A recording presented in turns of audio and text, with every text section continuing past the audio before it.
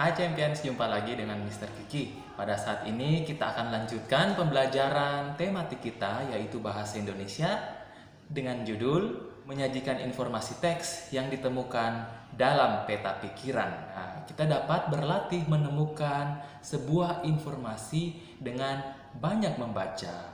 Kita dapat membaca teks tentunya ya.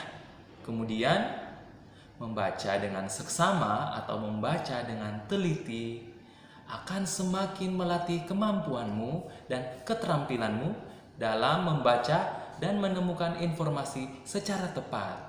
Lalu, setelah kalian mendapatkan informasinya, kalian bisa menyajikan informasi tadi dalam bentuk peta pikiran. Oke, apa itu peta pikiran? Pengertian dari peta pikiran yaitu yang pertama, suatu cara menyajikan informasi dari teks dalam bentuk diagram. Lalu bisa juga diartikan sebagai cara mencatat informasi yang kreatif dan efektif melalui diagram. Dalam peta pikiran terdapat ide-ide atau hal-hal yang berhubungan dengan ide pokok pada sebuah teks. Mari kita lihat contoh peta pikirannya ya. Oke, kita dapat membuat sebuah peta pikiran setelah kita membaca teks yang berjudul Indahnya Kebersihan di Daerah Tempat Tinggal Renata. Ya, cara membuat peta pikiran adalah kita baca dulu teksnya dengan baik, dengan seksama dan teliti. Kemudian kita dapat menemukan informasi-informasi penting pada teks itu. Lalu kita tandai dan kita masukkan ke dalam peta pikiran. Oke, contoh peta pikirannya seperti ini ya.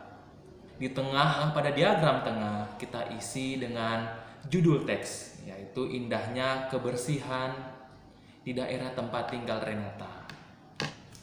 Kemudian pada diagram di atas diisi dengan sebuah pertanyaan. Jadi pertanyaan tersebut jawabannya dapat kita temukan pada teks.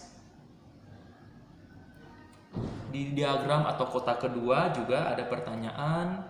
Di diagram dan kotak ketiga dan diagram atau kotak keempat juga ada pertanyaan. Jadi pertanyaan-pertanyaan ini jawabannya merupakan informasi-informasi penting yang terdapat pada teks yang berjudul Indahnya Kebersihan di Daerah Tempat Tinggal Renata. Nah, oke, jadi itu saja ya cara untuk membuat peta pikiran. Yang pertama kita baca dulu teksnya dengan teliti, lalu kita akan menemukan informasi penting, kemudian informasi-informasi penting tersebut kita sajikan ke dalam bentuk peta pikiran seperti yang telah dicontohkan tadi. Oke, sekian video pembelajaran kita pada saat ini. Terima kasih telah menyaksikan, berilah komentar, like dan subscribe-nya juga ya. Sampai jumpa pada video-video pembelajaran selanjutnya. Thank you and God bless you. Bye.